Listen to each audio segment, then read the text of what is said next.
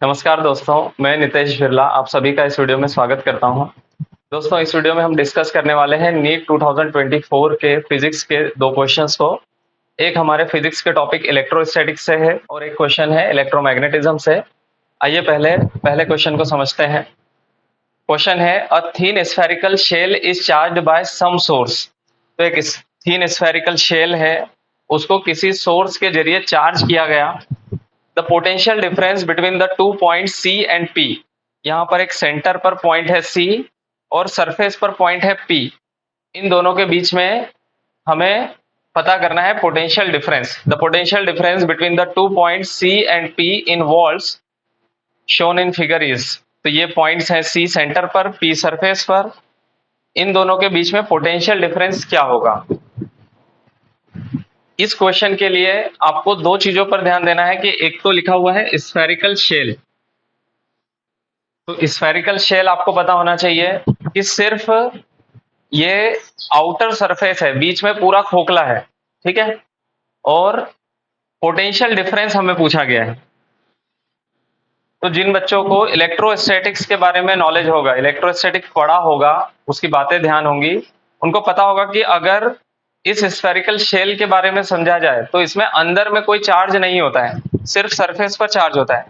और अगर अंदर में कोई चार्ज नहीं है तो कोई फील्ड भी अंदर में नहीं होती, इलेक्ट्रिक फील्ड भी नहीं होती है। और इलेक्ट्रिक फील्ड का काम क्या होता है, कहीं पर अगर कोई चार्ज है तो उसको मूव कराती है। वही सेम जो इलेक्ट्रिक फील्ड है वो क्रिएट किसके कारण होती है, पोटेंशियल डिफरेंस के कारण क्रिएट होती है। तो अगर अंदर में कोई इलेक्ट्रिक फील्ड नहीं है, अगर इलेक्ट्रिक फील्ड नहीं है, इसका मतलब यहां सी और पी के बीच में कोई भी पोटेंशियल डिफरेंस नहीं है। आप इस बात को ऐसे समझिए कि इलेक्ट्रिक फील्ड और पोटेंशियल डिफरेंस कनेक्टेड है। अगर दो प्लेट्स हैं, उन दोनों के बीच में पोटेंशियल डिफरेंस है तो उसके बीच में हम इलेक्ट्रिक फील्ड क्रिएट होते हुए मान सकते हैं। अगर अंदर के रीजन में कोई इलेक्ट्रिक फील्ड क्रिएट नहीं हुई है, इसका मतलब यह है कि दोनों प्लेट्स का जो इलेक्ट्रिक पोटेंशियल है वो सेम है। तो यहां पर भी सी और पी जो दो पॉइंट्स हैं, इन दोनों पॉइंट्स का इलेक्ट्रिक पोटेंशियल सेम होगा। और हमें पूछा गया पोटेंशियल डिफरेंस, तो हमें कैलकुलेट करने की भी जरूरत नहीं। अगर दोनों ही जगह पर सेम पोटेंशियल है तो उनका पोटेंशियल डिफरेंस क्या हो जाएगा, जीरो हो जाएगा। तो बस इस क्वेश्चन में यही ध्यान रखने के लिए था कि यहाँ पर स्फेरिकल शेल के बारे में दिया हुआ है। और स्फेरिकल शेल के बारे में इलेक्ट्रोस्टैटिक्स में हम पढ़ते हैं कि अंदर में इलेक्ट्रिक फील्ड जीरो होता है। और इलेक्ट्रिक फील्ड क्रिएट किसके कारण होता है, पोटेंशियल डिफरेंस के कारण होता है। और यहां पर सी और पी दो जो पॉइंट्स हैं, यहां पर पोटेंशियल डिफरेंस जीरो होगा क्योंकि इन दोनों का पोटेंशियल सेम है, अंदर में कोई भी फील्ड नहीं होती है ये, ठीक है। तो इस क्वेश्चन के लिए ये डिस्कशन पर्याप्त है। आइए दूसरे क्वेश्चन को समझते हैं।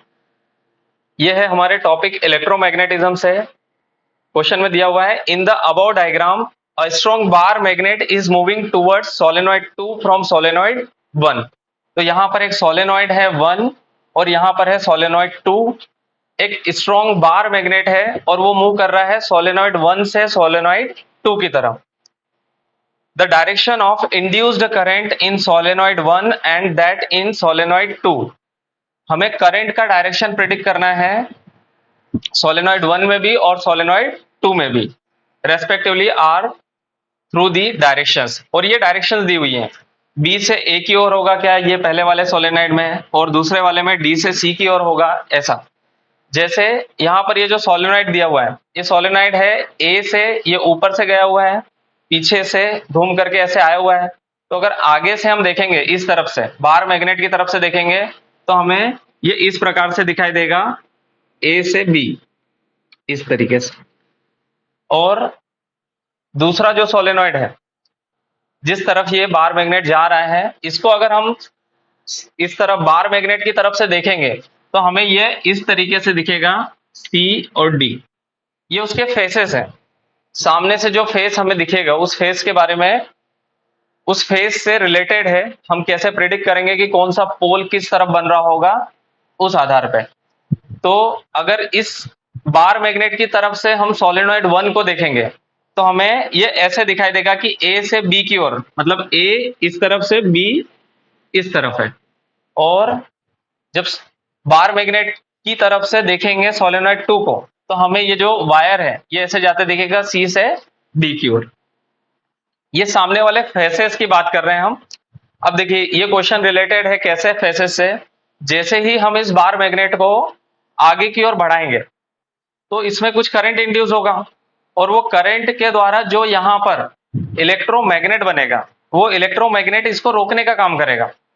तो रोकने का काम कैसे कर पाएगा, जैसे ही नॉर्थ पोल आगे बढ़ा यहां पर साउथ पोल बनने की कोशिश होगी, या जो इंड्यूस्ड करंट है वो कोशिश करेगा कि यहां पर साउथ पोल जनरेट हो, तभी तो वो इसको रोक पाएगा अट्रैक्ट करके।